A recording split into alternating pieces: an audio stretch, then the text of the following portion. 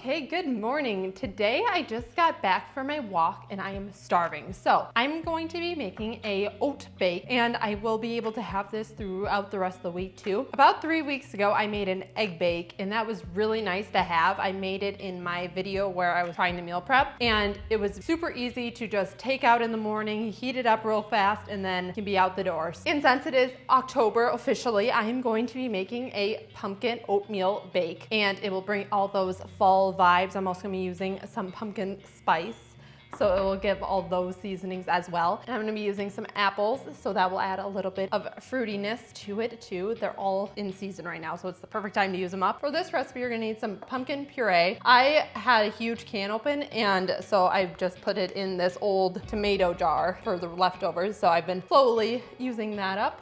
Vanilla, honey, almond butter, some apples, some milk. You can use whatever kind you want. I'm just using regular milk, but you can use any non-dairy option. Some pumpkin spice, some baking powder, the oats, obviously, and this is optional. You can top it off with some pecans just to give it a little extra crunch on top. I already have my oven preheated to 350, and so now we're just gonna add all of our liquids in one bowl and our dry ingredients in the other, and then you combine it and then bake it for about 25 minutes. First thing I'm gonna do is get all my dry ingredients. So I need 2 cups of oats. One, I ran out of that, but I do have some more in here. I'm trying to use these up first. 2. Then you're gonna need a half a teaspoon of baking powder. So let it rise a little bit, but not anything too crazy. Throw that in. And then you're gonna need a full tablespoon of your pumpkin spice seasoning. I have a half a teaspoon and I'm gonna be doing 2 of them because my full tablespoon does not fit in this jar. Love the smell of this.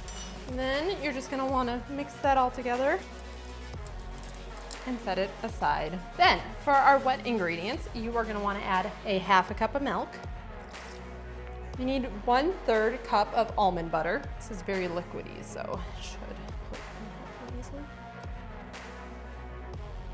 That's looking good. You need 3 to 4 tablespoons of either honey, or you can use maple syrup too. I'm using honey. And 4. Okay, perfect. You're gonna need 1 teaspoon of vanilla. You need to wash off your spatula, and you need 1 cup of pumpkin puree. I think this will use up probably the rest of this.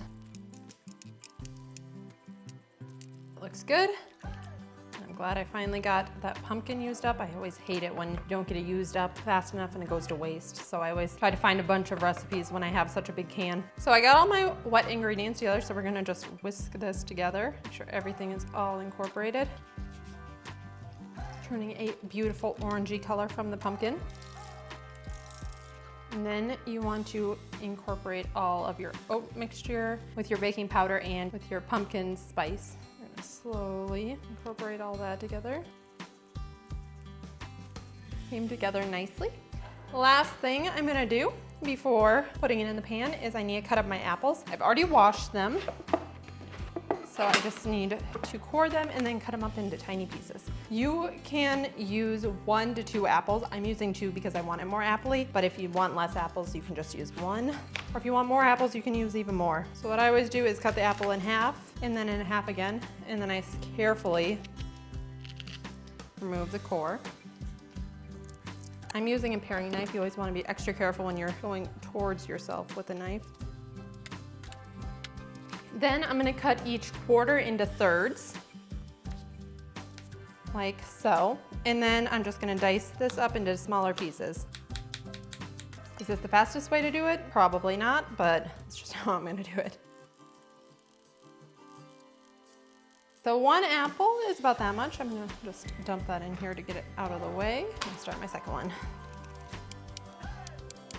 Okay, and then I'm going to do the same thing here, thirds and then into smaller pieces. Just try to get them generally around the same size so they cook evenly. One got a little too big. Then I'm gonna stir in the first apple first, just to make a little more room. Just wanna fold it in, get it all incorporated. Add the rest. This recipe has so many fall vibes. I love it. Need a slightly bigger container, but should work. Okay, and then I'm gonna lightly grease my cooking pan. I do not have a spray bottle, so we're just gonna use some avocado oil, rub it around.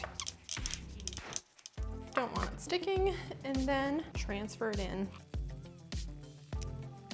Okay, and you're gonna wanna evenly spread it all out. Try and make it all the same level. I'm hoping this kind of tastes like a healthier apple crisp because it has less sugar, but it has all the apples and the oats. Okay, and to finish it off before I put it in the oven, I'm gonna add some pecans to the top. Pecans. How do you say it? Okay, that looks good. I'm not gonna add a crazy amount, but just enough to top it off. So this is gonna go in the oven for about 20 to 25 minutes, and then I'm gonna let it cool off a tiny bit, and then we'll give it a taste test. Here's what it looks like. Into the oven it goes. Okay, this is looking good, and it's smelling incredible. Okay, it has been 25 minutes, so it is time to take it out of the oven. Just get hit by a wall of hot air. And turn the oven off, and I'm going to let this cool a little bit and let it completely set up, and then we're gonna give it a taste test. Okay, it has had some time to cool off, so it is time to give it a try. Smells incredible. Just go around all the edges. And I would say I'd probably get around 6 servings out of this. Cut down the middle and then across. Okay, let's give this a taste test. It's sort of falling apart. I think it needs a little more time to set up. I gave it about a half hour, but it's still pretty warm. I'm gonna get all the pieces. Some apple in there. Yeah, this is good. The apples give it a great flavor, and it also gives it a little bit of texture. They're not super mushy, and so it gives it a slight bit of a crunch. And then the pumpkin adds a nice flavor to it, especially with all the pumpkin spice that's in it. And the oats are baked perfectly. So overall, I would say this is a great little breakfast. And it's not super sweet, it's just the right amount. But if you want to have it a little more sweet and are wanting to be a little naughty, this is not by any means healthy, but I made some apple cider caramel sauce. It is so good. I've been using it to dip apples in it all week, and this has apples, so I figured we could kind of make it a caramel apple breakfast bake. So I'm gonna take some of my caramel sauce.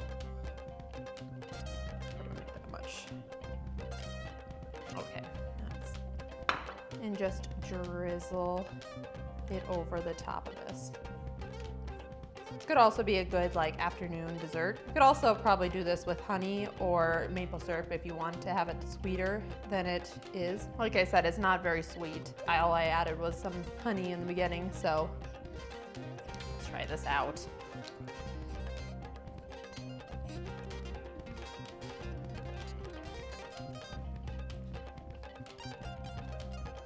That was so good. It just brings up the sweetness a little bit. This does have a slight apple cider flavor to it, so adding it to this makes it even more appley. It is very good. I highly recommend this as a fall treat. I made this a couple days ago and I just uploaded a video on it. It has been so good. I've been using it so much for, like I said, dipping apples in it. So excellent addition to this dish as well. If you like this kind of fall content, make sure to like and subscribe to my channel.